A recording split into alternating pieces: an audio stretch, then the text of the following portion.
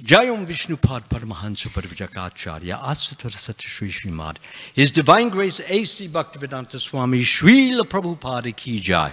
ISKCON Founder Acharya Srila Prabhupada Ki Jai. Jayam Vishnupad Paramahansa Parivjakacharya Asatar Satya Sri Srimad. His Divine Grace Srila Bhakti Siddhanta Saraswati Goswami Maharaj Ki Jai. All glories to the assembled devotees. All glories to the assembled devotees. All glories to the assembled devotees. And all glories to Sri Sri Guru and Gauranga Srila Prabhupada Ki Jai. Om Namo Bhagavate Vasudevaya. Om Namo Bhagavate Vasudevaya.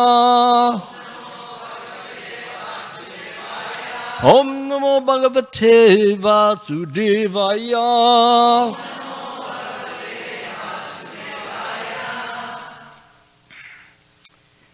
So today, Bhagavad Gita's verse will be in the 7th chapter. If those of you who have a cell phone, you want to follow along. Not going to be much reading, but you can follow along on the verse if you want. I can't see this too well without the light on, but don't worry about that. I'll try to get through it as best as I can. So I'll chant the verse in Sanskrit first. Matha parataram nanyat. Come on. I'll do that again. Matha parataram nanyat. Kinchid asti Dhananjaya Maya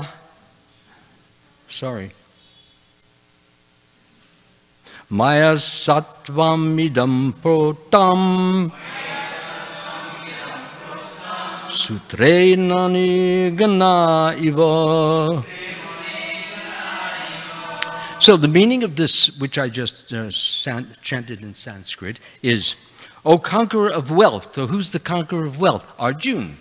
This is a conversation between Krishna and his friend and cousin Arjuna. So in the Vedic culture, it's very often, they just don't say, like, hey Joe, hey Jim, like that, or hey Helen. They like to preface the name with something which is a reward or is a word of respect or honor. And so here, because everything has significance and meaning here. So Krishna is saying to Arjuna, O conqueror of wealth, there is no truth superior to me. In other words, I'm the highest, I'm the greatest, I'm the best. There's nobody bigger, nobody greater, nobody more wonderful than me. It sounds like an egocentric statement. It is, and he has every right to it because he has all those qualities, as I will go on into talk. Yes, Krishna is glorious, he's great, he's wonderful. So he's saying that, yeah, everything rests upon me. If I decide, the whole world can fall apart. All I have to do is will it. So great, so powerful, so amazing is Krishna. He looks like an ordinary human being, actually doesn't look more than 16 years old. But let me tell you, there's a lot of power packed in that little so-called 16-year-old form. And very handsome, very beautiful. When women see him, they just fall on the ground. They can't help because he's so handsome, so delightful to look at, and they feel bliss just looking at him. So, therefore, he says, everything rests upon me. That means all the planets, all the universes, all the everything is resting upon Krishna. Resting meaning it's being, it's being held together by his will. For example, you have to pay your rent every month. So if you don't pay your rent, what happens? Well, maybe not now because they've got certain little changes in the rules. But generally speaking, you have to pay every month, otherwise they evict you. That's usually the rule. So, therefore, whether you stay in that apartment or not depends upon whether or not you pay your rent. You decide whether you're going to stay there or be kicked out or just go out of your own accord. So similarly, Krishna, he can manifest a planet in just a few seconds. So great he is. He can manifest a universe even just as fast. You might say, well, how can he do that? Well, he's not a human being. He's a divine being. And a divine being has lots and lots of power. So much power we can't even imagine it because it's invisible, but it becomes visible when it manifests itself in some particular means. For example, if he produces a planet or a meteor, comet, and he suddenly manifests it, there it is. It wasn't there a few moments ago. So, therefore, we see the visibility of that which was there but invisible before. In other words, it's energy. And the energy manifests when the energy, like firepower. For example, if you have bullets in your gun, inside those bullets is a lot of power. They just look like little pieces of metal. But when you trigger them, well, they can blow away so many things, so many people, so many cars, so many windows, so many things. So similarly, that's a small example. But in Krishna is infinite power. Who can imagine infinite power? It's impossible. Because as much as we imagine, there's more and more and more and more. That's why we all should have a little bit of fear of Krishna, although Krishna doesn't want us to fear him. He wants us to love him. That's what he's about. He's about love. And he wants us to love him, and we express that love through our service to him. When you do service, for example, let's say some of you I see in the morning, you have a batch of flowers, and you string them into a beautiful garland, like you see on Srila Prabhupada there. So that's service. There are different kinds of service. It's all devotional service, but there are different kinds of devotional service. You could simply take, you can simply take the needle, thread it, and you could be thinking about what you're going to eat for breakfast while you're doing that. That's not really devotional. Devotional means when you have a feeling of affection, appreciation, gratitude, love for the person whom you're performing the act for. And when we do it that way, with love, Krishna likes that. Because he doesn't need food, he doesn't need clothes, he doesn't need shelter, and he doesn't even need love because he's all love himself, but he loves love. That's his nature. And when he sees it's pure, pure means you're not expecting anything back in return. You're just happy to do the action because it begets pleasure in Krishna. And that's all we as devotees want, is to give pleasure, more and more pleasure, to Krishna. That's what love of God is about. Give Krishna more and more and never expect anything in return, although you expect nothing in return because that's a pure offering. It's not being done like a bargain or commercial transaction. It's being done out of pure love. And when we do it that way, Krishna loves to give us his love in the form of a shower of bliss. And that bliss we feel in the heart. In the heart, which is in this area, there is the soul. And beside the soul is the super soul, or known as Paramatma. That's Krishna, one of his many forms.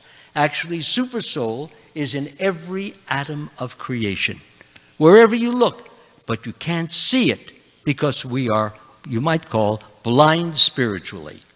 When a person advances and wakes up and becomes higher and higher, he can actually close his eyes and see the super soul in the heart, which is like a form of Vishnu. More than that, he can actually travel to where Lord Vishnu lives in the spiritual world. This is, of course, when a person is very advanced. Advanced means he has a tremendous amount of pure love for God. He gives and gives and gives, never expecting anything. As Krishna says in the Bhagavad Gita, as they surrender unto me, I reward them accordingly. That's his words. How does he reward us? He rewards us with his bliss. And when you feel bliss, well, if any of you or all of you have read the Chaitanya Charitamrita, there are many symptoms of this bliss. Some people jump up and down. Sometimes you see in our kirtans, devotees clapping, jumping, running. Sorry. All of these things can take place, but they become more and more developed. For example, tears may start flowing down, rivers of tears. One may start to shake and shiver. Lord Chaitanya would sometimes shake. Looked like he had, what do they call that? Parkinson's. Yes, thank you. It looked like it. Of course, that didn't stay. It was during the time he was experiencing some ecstasy. Sometimes Lord Chaitanya would have numerous symptoms going on simultaneously. His hairs would stand on end. He would shake and he would shiver. He couldn't say things in a straight voice. For example, the name Jagannath. Everybody say Jagannath. Good. But when Lord Chaitanya was in a super ecstatic state, it didn't come out that way. The way it came out, it's in the Chaitanya Charitamrita. I'm not making this up. He was tongue-tied because what happened is that he just couldn't get it all out. And his saliva was bubbling on his lips. He was, as I said, shaking and shivering, and tears were coming. And he was perspiring profusely. So these are different symptoms. There are many, many others. Lord Chaitanya would sometimes just, his breathing would stop. People thought he was dead. Breathing, heart stopped also. These are symptoms of high devotional love. He doesn't have to do those things, by the way. He did them for us to show us that these are some of the symptoms that occur, and they shouldn't be affected. They shouldn't be attempted. They should happen automatically and spontaneously. It's like you have to sneeze. You don't have to practice it. It just comes automatically and spontaneously. Similarly, these symptoms of ecstasy, which are a product of pure love of Krishna, of God, what they symbolize is that when the Lord is pleased, he sends currents and splashes of his love, his bliss, his ecstasy, into us. And so we begin to act the way Lord Chaitanya, who's God, we begin to act like him. So, and it's very, very joyful, very happy. One can hardly stand up. Sometimes devotees cannot even stand up. They fall to the ground and roll on the ground because they're just overwhelmed. So I'm not going to get into that too much because everybody might start falling into the ground and getting into that ecstasy. Certainly not over me, but over the thought possibly. So point that I wanted to bring out is that there are higher and higher degrees of bliss and joy and happiness that the average person knows absolutely nothing about. Generally, the average person thinks that the height of ecstasy would be in sexual intercourse, and that's it. And for a material person, that is it.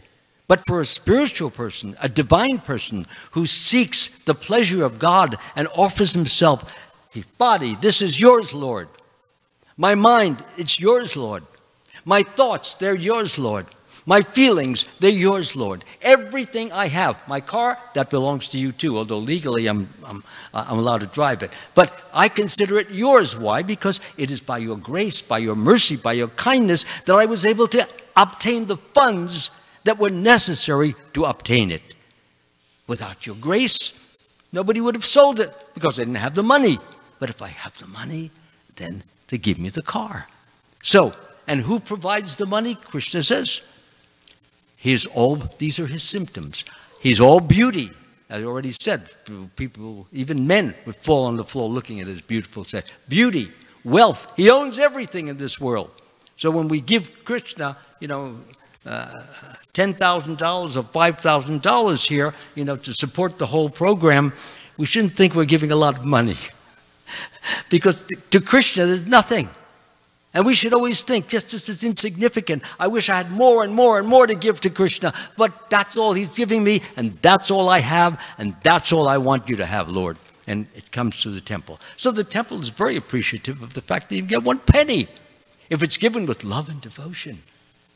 But if you give $1,000, but you give it with pride and arrogance, oh yeah, I'm really helping the temple. They couldn't live without me. I'm the best. That mentality is not what Krishna wants. He wants humility. Humility comes the more we try to understand that he's so great and we're so small next to him. What we are next to others is irrelevant and insignificant. That's only when you're going out, in a basketball game or a hockey game, and you have to win because that's you're supposed to. But generally speaking, what really matters is what Krishna thinks of us in terms of our devotional love and service to him. And if he favors us, we will feel always happy. Now, miseries come, the difficulties come, trials come, tribulations come. Your knee goes out one day, like my own. The next day it was perfect. Or I get something in my eye, troubled. I have to play around with this thing for a half hour until it finally goes away. Or I'm walking barefoot and I step on a little thorn. It takes me an hour to get it out. Yeah, they're troublesome. But when you're Krishna conscious, they're there and you feel them, but they don't really bother you because you've got what? You've got this pleasure going through you. Krishna's bliss flowing through you. When that bliss is flowing through you, nothing really bothers you. You feel it, but it doesn't disturb. And that's because you've got something bigger and better and greater and higher, and that is the divine bliss. This is something, and it comes as a blessing, as a grace from God to us, as a way of him saying, thank you so much for making so much effort to love me, to offer things to me, to show me how much you appreciate me. So when Krishna feels those things, he loads us, he fills us. And in filling us, what happens is that we begin to taste, we begin to see, we begin to feel how Krishna, how personal he is, how loving he is. I'm talking from my own personal experience and from the experience of many devotees I know. There's nothing made up. So he begins how loving he is, how kind, how sweet he is. So we see that God is a person. Yes, he has a light, and you can look at the infinite light, but there's no bliss from the light. There is peace, and that's it. Peace in the light. But in the form of the Lord, there's more than peace. There is joy, there is interaction, there is love, there is the kind of things that human beings on a higher level or the highest level really can enjoy. Now, generally speaking, in human relationships, if we get too attached to someone, and that somebody may die or that somebody may go away, they may leave us for somebody else. So many things can happen. But when we're attached and we no longer have that person with us, then what happens is that we feel very sad, very sorrowful, very sometimes empty, feel that life is worthless. I don't have my boyfriend, I don't have my girlfriend, I don't have my husband, my wife. I can't. In fact, I had a broker once, and we had a very wonderful relationship. He became somewhat of a devotee, and his wife died. So he told me, why did Krishna do this to me? Really? Why did Krishna do this? I said, what do you mean to you? This just now, 100 others have died. Why are you acting as if you're the only one who has a dead wife? Everyone has to go sometime, just as everybody comes sometime. This is what Krishna says. So we have to expect it. He says, I can't live without her. I said, why can't you live without her? She said, well, she did so many things for me. Is that all you love her for? The things she did? Well, yeah, there's that. But I just can't bear. And sure enough, in 1 year's time, he could not bear the absence and just felt longing and longing and longing until finally he himself dropped dead as a result of her not being with him. So attachment can be useful, and it can also be harmful. It's harmful when it does just what I said, that you're attached to a person, a man or a cat or a dog, and then the dog dies, and then for weeks you're moaning, oh, my little Rover, oh, Rover, and it's going on and on and on. It's not normal. So what happens is that attachment, when it makes us morose, when it makes us sorrowful, when it makes us heavy-minded, when it hurts our ability to function in the material world, when we lose that, when we begin to dislike looking at people or talking to people or even writing we don't want anything because that which we loved is now separated from us. So, therefore, attachment in the material world is not a good thing because it destroys us, it inebriates us, it makes us such that we become unfunctional or dysfunctional. But there's another kind of attachment which is good. Attachment to Krishna. The more we get attached to Krishna, the more he bestows his bliss upon us, his blessings upon us, his sweetness upon us, his kindness upon us, his generosity, his charity. He bestows all this, but sometimes we don't realize that it's coming from God. We just think it's happening. It's just an accident. It's just good luck. It's not good luck. There's a thing called karma. And if you do lots of good things, you get lots of good things back. If you do lots of bad things, you're going to get lots of bad things back. We chart our future by what we do, by what we think, and by what we feel. So you get back, it could be pleasurable. So everybody sitting here, that's called good karma. It's actually better than good. It's extra good because what I'm teaching here, what I'm sharing with all of you, is how to become free from all this misery and trouble and difficulties forever. Because, hey, forever. That's my bad karma. You see that? I got it right in the elbow. So they said, easy, easy. Yeah, they'll all be walking out on you if you keep up that energy. So, yeah, so that's exactly it. If we follow the instructions of Krishna, what he says that we should do, he has 4 basic instructions which everyone should try. I don't say they're going to fulfill the first time out, but they should try. For example, he says no intoxication, okay? Sometimes I'd say that to persons who are daily intoxicating with either marijuana or bennies or any of these things. You say, what? Yes. No big deal. Well, when you were young, you didn't have it, and you survived quite well. And I say, yeah, but I'm older now. Yes, and yet I think you've actually become senile in your choices. So that's when a person really doesn't know what he's doing. So anyway, the point is this, is that Krishna is ready to give us his love, his peace, his joy, his abilities. Krishna says, I am the ability in man. It's right in the book here. Abilities. Some of you may have nice voices. You want to sing. A girl came over to me just at the Ratha Yatra. She was just sitting there, and I was singing during the festival. She said yes. And the conversation went on. And I said, what do you like to do? And she says, I like to sing. I said, are you a good singer? She says, I don't really know, but I think I'm as good as the people who are singing that was on the stage. I said, are you sure? She says, I think so.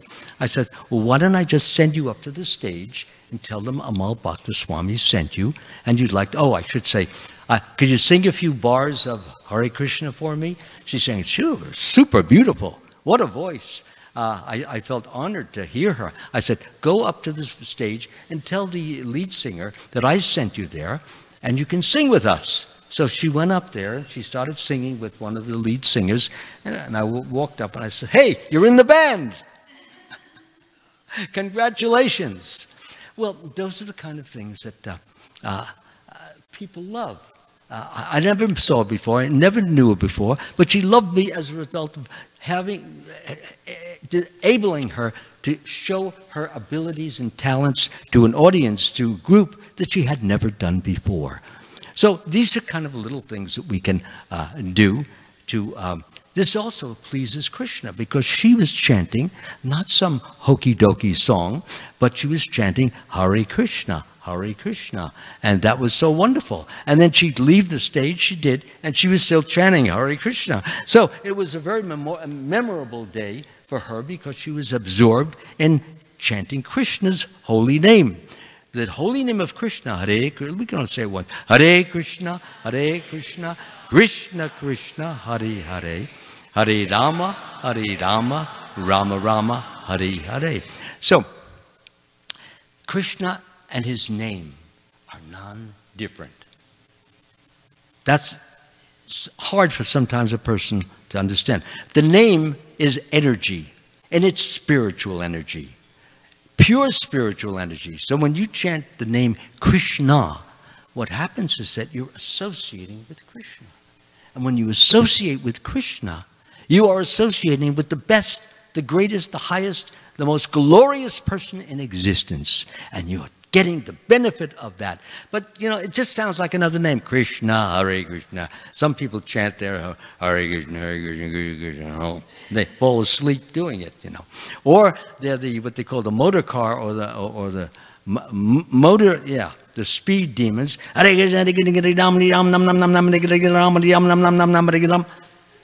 Yeah, I'm sorry. And they get finished like in a half hour. I said, wow, fast chanting on your part, isn't it?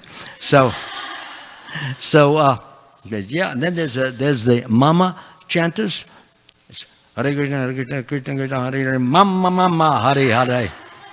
I said, where's this mama coming from? Prabhupada never gave us the mama chant.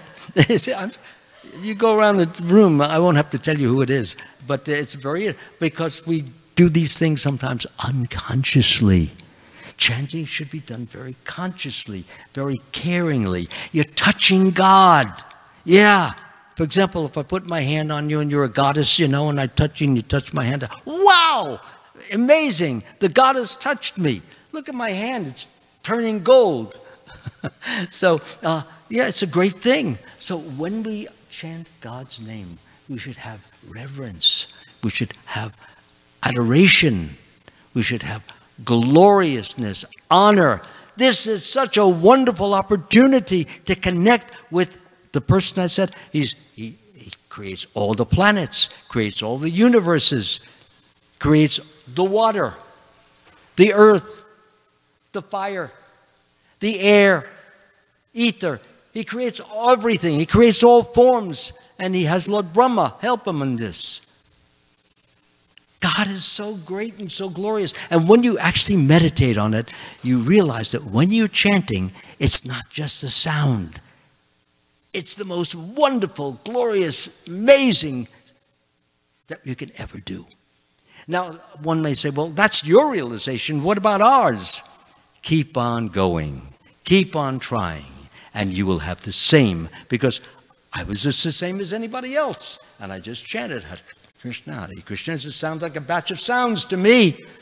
But I was told by somebody who was very advanced, it's not just a batch of sounds. It's God. And you're associating with him. You're tasting him. But you don't feel it because you're so contaminated right now as a result of lust and anger and greed and envy, illusion, madness, and all these wonderful qualities that we acquire over our lifetime. No, when we get rid of all that stuff, we can see things that before we could not see. We can feel things that we could not see. Let me give you a little, this is personal, which I generally don't share. Now, normally I taste food and it tastes, very good. But as I have become purer over the periods of several years, by the way, I'm going on 89 years old, so I'm an oldie. Not goodie, but an oldie. So, what happens is this. There's also known as the spiritual body, which is the soul itself. It has a form, okay? So, and that has form. It has eyes, ears, nose. It's inside, though. That's our spiritual body, okay? And when we go back to the spiritual world, that's the body that we enter the spiritual world with, okay? So, when we are tasting something with our material tongue, that one, and it goes to the mind, and from the mind it goes to the soul. And from the soul tastes it also. You get a double taste. And you can actually experience it when we have become purer in the soul. What does that mean? The soul is covered with, as I've just said, lust, anger, greed, envy, illusion, all those wonderful things. They cover the soul. That is, as a result, we cannot really experience things as they are. We experience things covered. For example, your window. Okay, if you just washed your window, you cleaned it, you look out, you can see trees, you can see the sun, you can see people walking. But what if for 6 months you never washed your windows? What happens? So tell me, somebody like to answer? What happens if you don't wash your windows? Nobody wants to answer? You all clean your windows every day? I don't think so. Yeah, it's dusty, right? You can't see things clearly. So when you look out, it's the car that you used to see out there, you can't see it because it's all blurry. That's what the soul is afflicted with, this dust. Lord Chaitanya said, glory to the Sri Krishna Sankirtan, which cleanses the heart of all the dust accumulated for years and extinguishes the fire of conditional life. So, the Sri Krishna Sankirtan is what we were doing. Hare Krishna, Krishna Krishna, Hare Hare, like that. So what he's saying is by, so to speak, rubbing the name of the Lord onto the soul is like a bar of soap rubbing against the soul, and the soul is being cleansed. So just as when your window is washed and you can see clearly through it, the same thing is when your soul is cleansed, and the form, it has a form, as I said. We can see things differently than we normally had. We begin to taste things, they taste doubly tasty.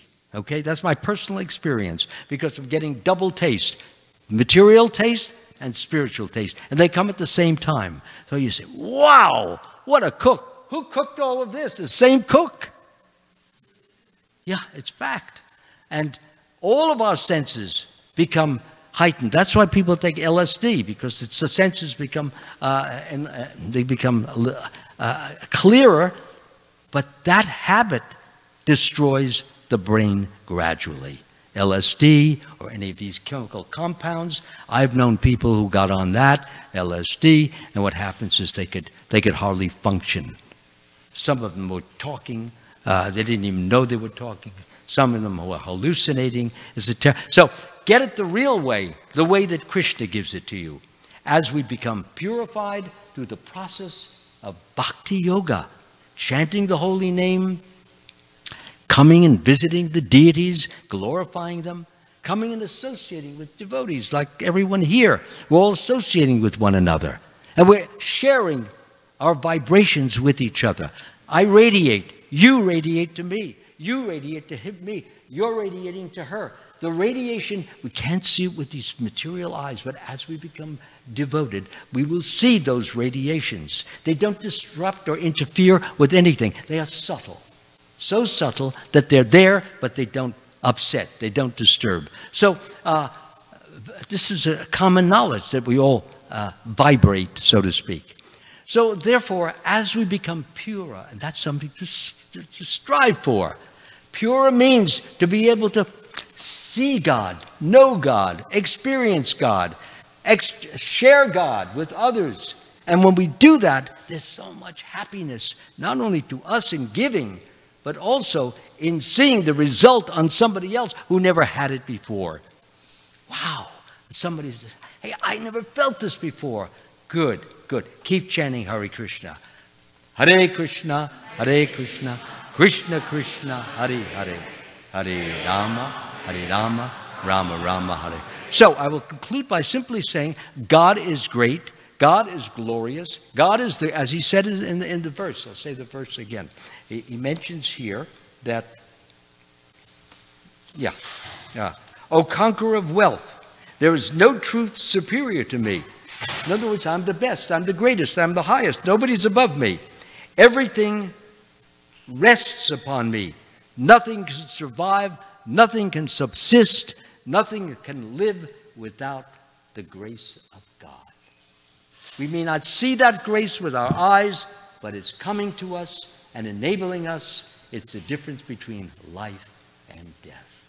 Are there any questions for anything I have said? Yes, go ahead. Wow, that was a quick hand. Go ahead, please.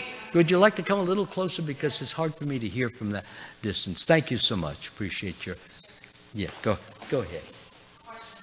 So when you don't have an option to prasad, for example, I went to my mother, she's not a devotee, she doesn't live in this country, and I was trying to offer it in my mind while helping her to cook, but then she started trying, because in our culture, you always try, she says, oh, try that. And I'm like, no.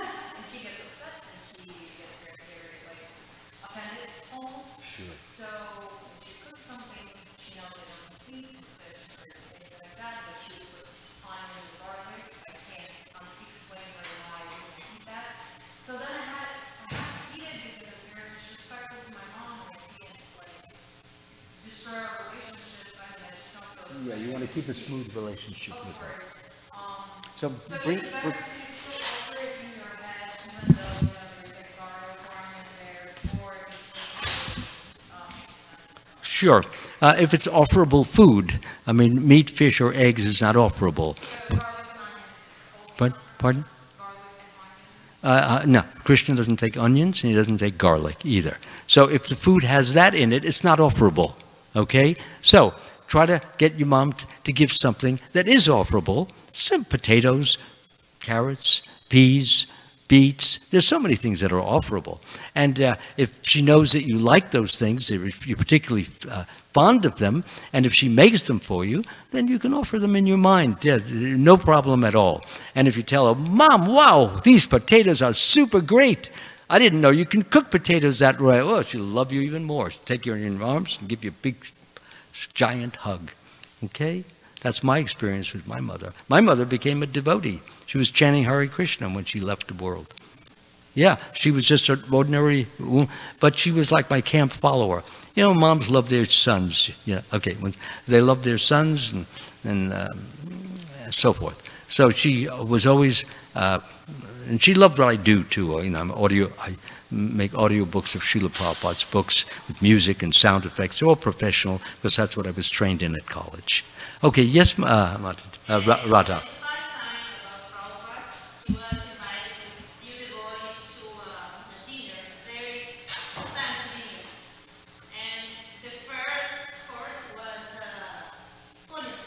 What is that? Because I'm not hearing. You can come a little closer. Please do.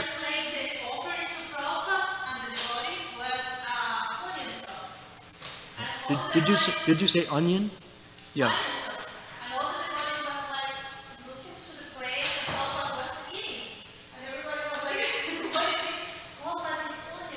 Yeah. Yes, but they made it for us with love. Ah. I'm just going to try, but because I don't want to offend Yeah. the person who gets off. In our opportunity, we're going to tell him we don't eat that, but today we can pass. Your mother always going to cook for you with love.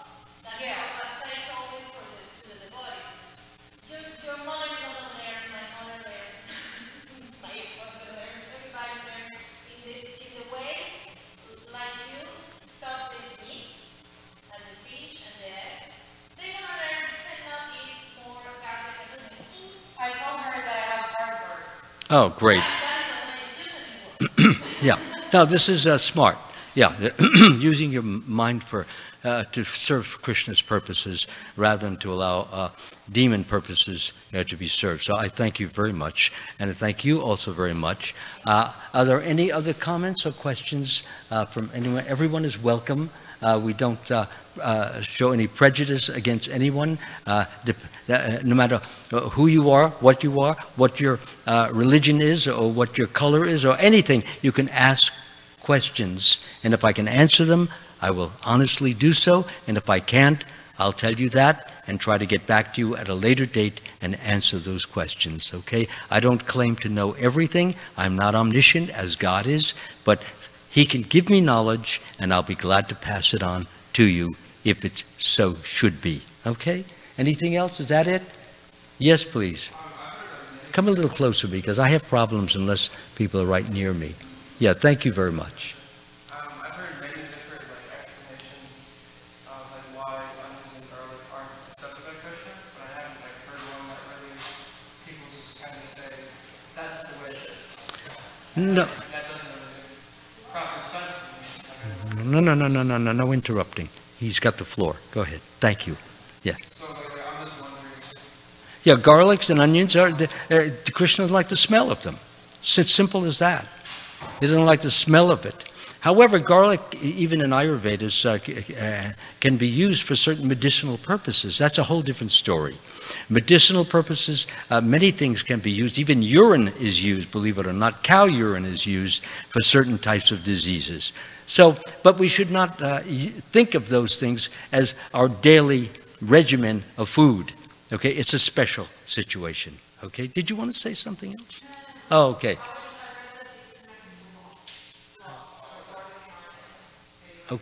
Okay. Anyone else? Otherwise, I'm going to let you go and eat your lunch. It's 1:22 right now. Again, I want to thank you all. Oh, one other thing, very important before. As I mentioned that I have an audiobook ministry. I have narrated most of Srila Prabhupada's books. They're done professionally with music and sound effects. I have numerous voice characterizations. Nobody showed up for rehearsals. I decided to do all the voices.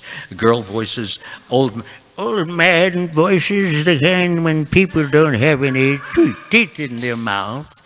So it was very easy. I had about 50, 60 different voices. The problem was remembering each one. So, but yes, and especially the female voices, all the girls would laugh. Some of them said, why didn't you get a female to do the part? Because they don't show up for rehearsal. That's why. You want to come? I don't have the time. That's why. Yeah.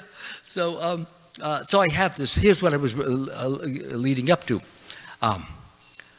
I have this ministry, and if you have a computer or you have a cell phone, advanced cell phone, I can send you any one of Srila Prabhupada's books that I have narrated. I've narrated most of them, the Bhagavad Gita. I have the whole Bhagavatam, Srimad Bhagavatam, yeah, the whole Chaitanya Charitamrita. But for the first time, just give me one title, and I'll send you like the Chaitanya Bhagavatam. That'll take you about 90 hours to listen to. So just go easy on me the first shot. Okay? So you can come up. I have a pad and I have a pen, and you can just give me your email address, okay? And that's all I need. And please print legibly. Don't print like a doctor. They don't know how to write. They know how to cure. So I have my pad here. Just print and large so that I can read it. You can all kind of form a line. And thank you very much. I appreciate you coming. Hare Krishna.